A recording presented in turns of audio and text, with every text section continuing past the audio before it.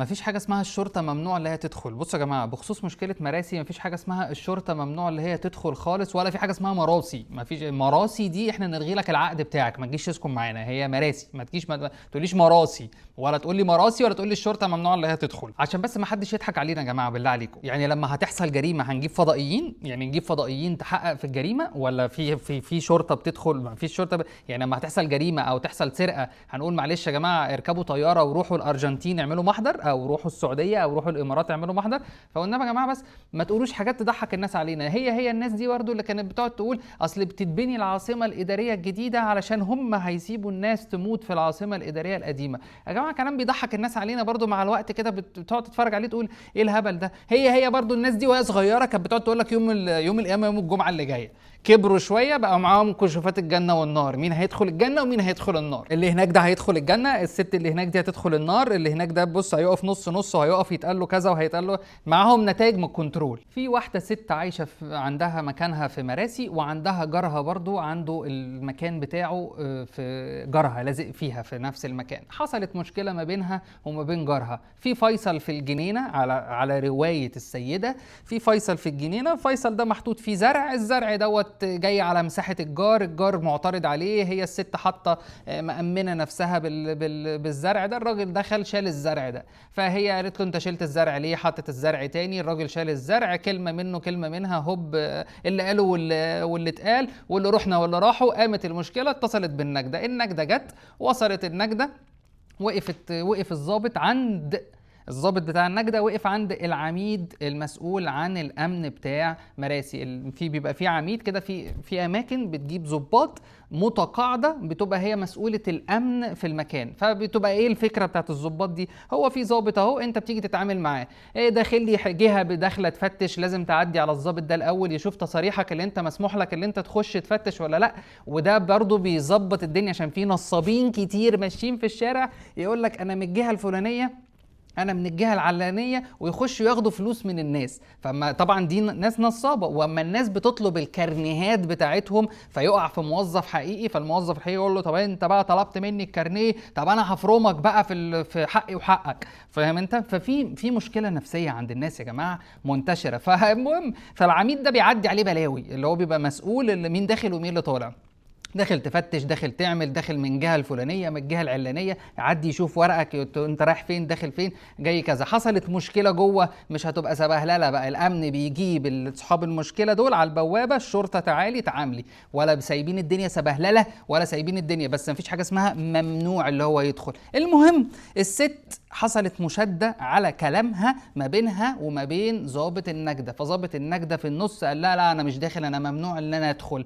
وفي نص الكلام هي جرت الحته دي وقالت الضابط دخل وعمل محضر، فهي مسكت في حته انت ازاي تقول ممنوع ان انا ادخل. فطبعا هي واضحه ان هي شدت معاه وهو شد معاها على كلامها، فغلس عليها على كلامها اللي هو بيقول لا انا ممنوع ان انا ادخل، قال كلمه كده يعني وخلاص. المهم في الاخر الست قالت اللي الضابط دخل وعمل شغله وعمل المحضر وخلاص وانتهى الموضوع. فالناس طبعا اللي هي مش بتيجي مراسي ومش بتشوف الدنيا عامله ازاي وكده، فمسكوا في كلمه لا ده ممنوع، الشرطه الارض اتباعت والدنيا اتباعت، وتركب على الحوار من ناس كتير وناس كتير في السوشيال ميديا، لان السوشيال ميديا فعلا هي مستنقع، اي حد بيقول اي حاجه واي حد بيضرب اي كلام، وناس بتدخل تشتم في بعض، واللي تدخل تعلق واحد يخش يشتمها، واللي الراجل كبير يخش يعلق، فما اعرفش مين يقول له كذا.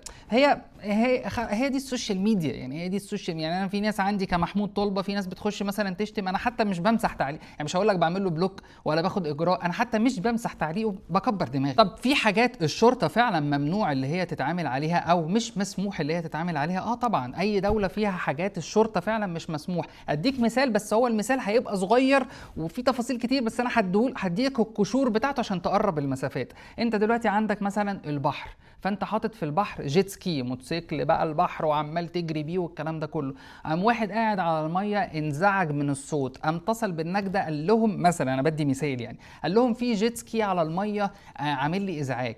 هنا من حق الشرطه تيجي وتتكلم بقى ويقول له وريني تصريح الجيت سكي والكلام دوت؟ لا، هنا ده اختصاص حرس الحدود، الجيش هو اللي ماسك الحته دي، هو اللي يخش ويقول له فين تصريحك، فين ما اعرفش ايه. يعني انا لو صاحب الجيت سكي وجالي واحد في الشرطه قال لي تصريحك، اقول له انت مش من حقك ان انت تشوف التصريح، انا اوريه لحرس الحدود، هات لي ضابط حرس الحدود اللي موجود على الميه، بيبقى في حرس حدود في الشواطئ الساحليه هو اللي يشوف تصريحي، انت مالكش اللي انت تشوفه. دي حته. طيب الجيت سكي دوت مثلا ماشي في الميه، قام ضرب واحد قام مموته، تمام؟ هنا حرس الحدود يجي بيشوف عادي التصريح بتاع الجيت سكي، الجريمه بقى مين اللي هيحقق فيها؟ حرس الحدود يقول لك لا انا ماليش دعوه، الشرطه هي اللي هتحقق. ففي اختصاصات. طيب التدقيق بقى اللي بيحصل في مراسي، مش مراسي، في مراسي، مين داخل ومين خارج، ده تدقيق صحي ولا مش صحي؟ طبعا صحي. ليه؟ لان مراسي كانت رايحه للانهيار. يعني ايه كانت رايحه للانهيار؟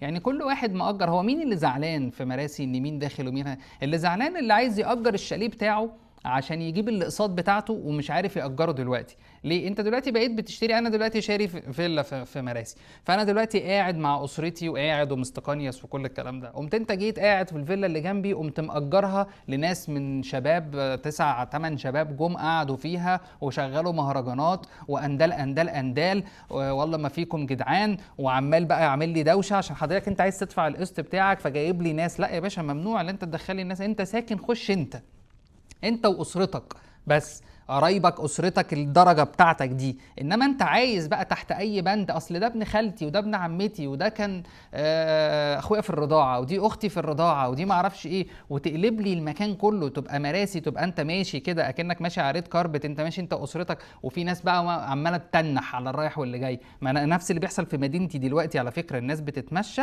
بقيت مثلا اسره بتتمشى، اسره واحد ومراته، واحد وخطيبته، ما واخد بالك انت ازاي؟ تلاقي وانت ماشي في بقى عيال قاعده على الجنبين كده عماله تتنح كده، ما شافوش ناس قبل كده، عماله تتنح يمين وشمال. روح انت ركز بس كده في اللي انا بقوله لك هتلاقيه موجود. فمراسي دي كانت هتنهار لولا اللي هم دلوقتي بيحكموا الموضوع ان مش اي حد يدخل. وطبعا انا اؤيد ان مش اي حد يدخل، يا اما المدينه هتبوظ. طب ايه اللي حاصل فيه دلوقتي وبينهار؟ العلمين. روح المول بتاع العلمين دلوقتي، وقف كده وركز كده، هتلاقي في ناس واقفه برضو، شباب واقفه، وفي ناس بجلاليب واقفه بقفاطين واقفه وعمال يبص كده. انا كنت بشتري حاجات جوه في المول، فواحده اجنبيه هي ومامتها واثنين واقفين بقفاطين، يقول له روح قول لها هاو ار يو وير ار يو فروم، خش عليها ما تخافش يا عم، خش ما تتكلم يا عم، اعمل ما اعرفش ايه. دي حاجات كلها هتطفش الناس.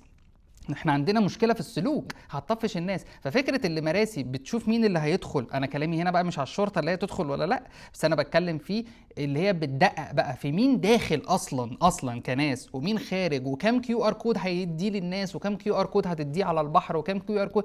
كل الكلام ده كلام صحي عشان تحافظ على القريه. انت لو ما عملتش كده القريه دي هتنهار. وحصلت قبل كده، حصل في بارادايس في العجمي. عندنا بارادايس في العجمي، انت لحد سنه من السنين انت لو انت ماشي على الرمله وبصيت على واحده او مشيت ورا واحده، يجي لك الجردات يقول لك معلش بعد اذنك فين الكارنيه بتاعك، انت مين اللي مدخلك هنا؟ وكانت بتحصل مشكله، هوب قامت الثوره، فالفيلل كلها اتهدت، فاتبنت عماير. فبقى كل فيلا كان بيقعد فيها اسره فيها سويمنج بول وفيها ناس بتاخد حمام شمس وواحده قاعده براحتها ما في فيلتها، بقى جنبيها عماره كشفاها، فاضطر صاحب الفيلا يبيع الفيلا واتبنت كلها فباظت كلها. هما دلوقتي الشط بيرجع ان شاء الله يعني، بس باظت من كده. يعني هي باظت من كده. العجمي دي من قوتها لو ترجعها سيب الساحل زي ما هو بكل الكرة اللي فيه زي ما هو، ورجع بيانكي دي والعجمي دي زي ما كانت زمان بالتفصيل زي ما كانت زمان، انا بقول لك محدش هيروح الساحل.